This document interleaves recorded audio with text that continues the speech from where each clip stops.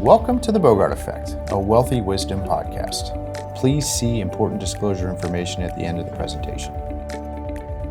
You know, it's one of those things when we talk about emotion is hands down the number one destructor of a financial plan. And what I like to say is it's very easy to be fearful when you're greedy, but it's very, very hard to be greedy when you're fearful. And a lot of this comes down to the sequencing of decisions that people make when they're in a state of emotion. And by the way, the emotion might not just be the markets, right? It could be the perception of the environment that we're in right now. And if you think about a stock's price it's a prediction of future earnings discounted back to today. And anytime you have uncertainty, you get volatility. Well, by the way, it's no different than in our lives. If we have uncertainty, things that are changing, going through a life event, whether it be retirement, it could be a divorce, it could be having a baby, all of these, that's a whole spectrum of emotions of different life events, right? But the point is it's change.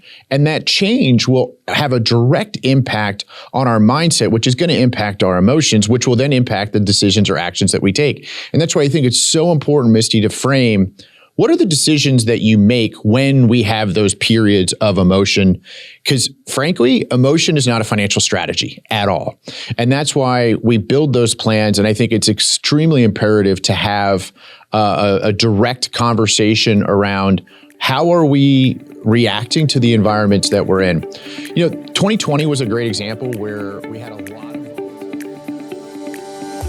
The previous presentation by Bogart Wealth was intended for general information purposes only. No portion of the presentation serves as the receipt of or as a substitute for personalized investment advice from Bogart Wealth or any other investment professional of your choosing. Different types of investments involve varying degrees of risk, and it should not be assumed that future performance of any specific investment or investment strategy or any other non-investment related or planning services, discussion, or content will be profitable, be suitable for your portfolio or individual situation, or prove successful. Neither Bogart Wealth's investment advisor registration status nor any amount of prior experience or success should be construed that a certain level of results or satisfaction will be achieved if Bogart Wealth is engaged or continues to be engaged to provide investment advisory services. Bogart Wealth is neither a law firm nor accounting firm, and no portion of its services shall be construed as legal or accounting advice. No portion of the podcast content should be construed by a client or prospective client